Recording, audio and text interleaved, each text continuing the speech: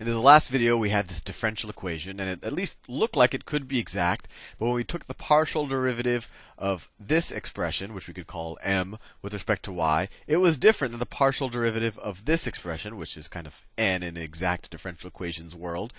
With respect to, it was different than n with respect to x. We said, oh boy, it's not exact. But we said, what if we could multiply both sides of this equation by some function that would make it exact? And we called that mu. And in the last video, we actually solved for mu. We said, well, if we multiply both sides of this equation by mu of x is equal to x, it should make this into an exact differential equation. And it's important to note, there might have been a function of y that if I multiplied by both sides, that would also make it exact. There might have been a function of x and y that would have done the trick. But our whole goal is just to make this exact. So it doesn't matter which one we pick, which integrating factor, and this is called the integrating factor.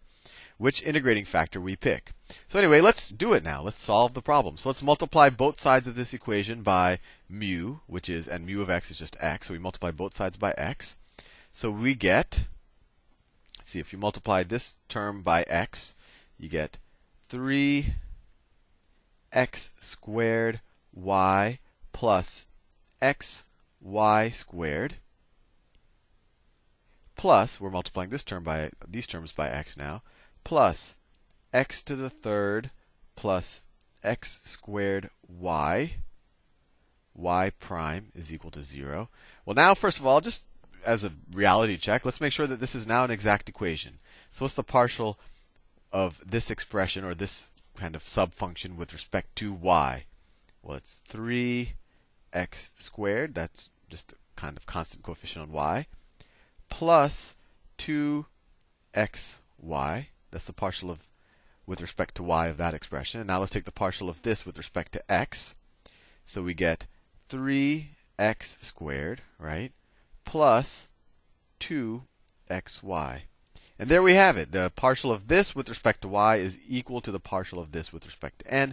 So we now have an exact equation whose solution should be the same as this. All we did is we multiplied both sides of this equation by x. So it really shouldn't change the solution of that equation or that differential equation. So it's exact. Let's solve it. So how do we do that?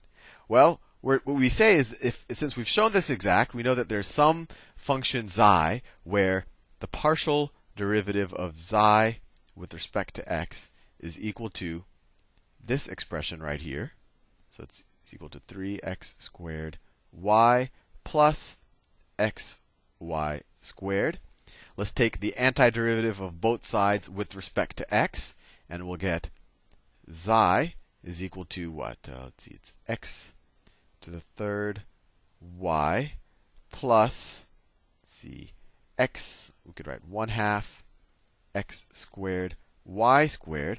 And of course, this xi is a function of x and y, so when you take the partial with respect to x, when you go that way, you might have lost some function that's only a function of y. So instead of a plus c here, there could have been a whole function of y that we lost. So we'll add that back when we take the antiderivative. So this is our xi, but we're not completely done yet because we have to somehow figure out what this function of y is. And the way we figure that out is we use the information that the partial of this with respect to y should be equal to this. So let's set that up. So what's the partial of this expression with respect to y?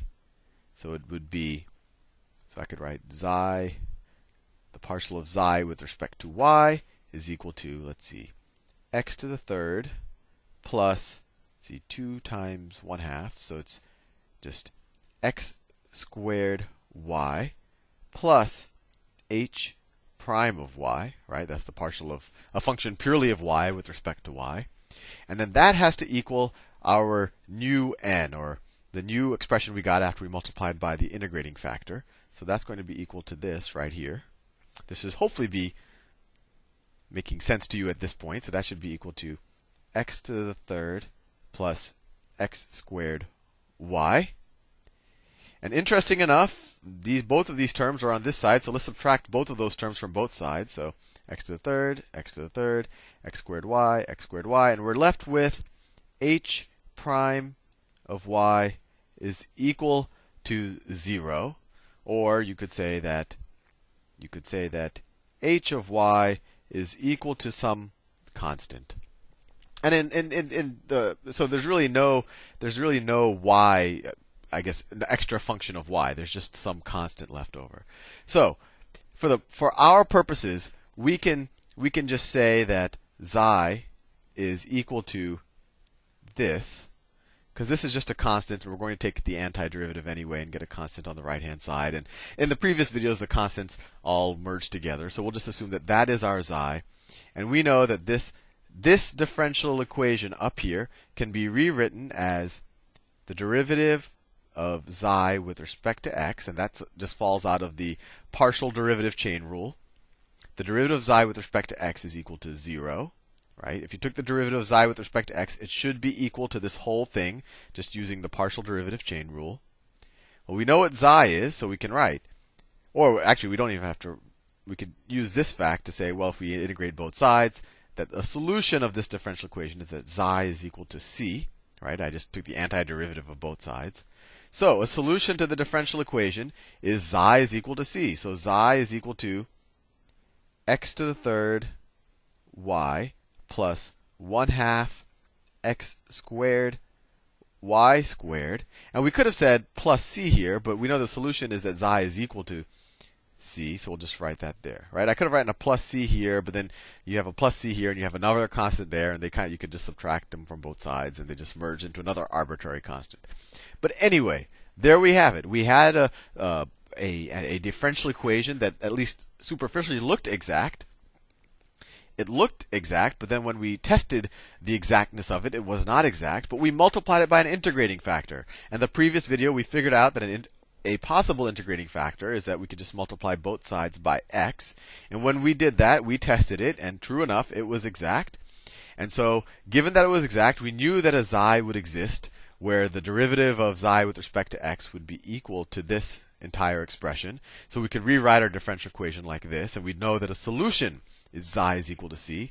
And to solve for xi, we just say, okay, the partial derivative of xi with respect to x is going to be this thing, antiderivative of both sides.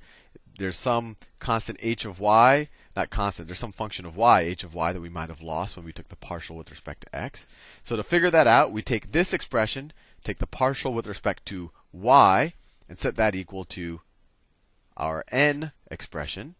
And by doing that, we figured out that that function of y is really just, it's just really some constant. And we could have written that here. We could have written that plus c. But we know, we could call that c1 or something. But we know that the solution of our original differential equation is xi is equal to c. So the solution of our differential equation is xi, x third y plus 1/2 x squared y squared is equal to c. We could have had this plus c1 here and then subtracted both sides. But I think I've said it so many times that you understand why if h of y is just a c, you can kind of ignore it. Anyway, that's all for now, and I will see you in the next video. You now know a little bit about integrating factors. See you soon.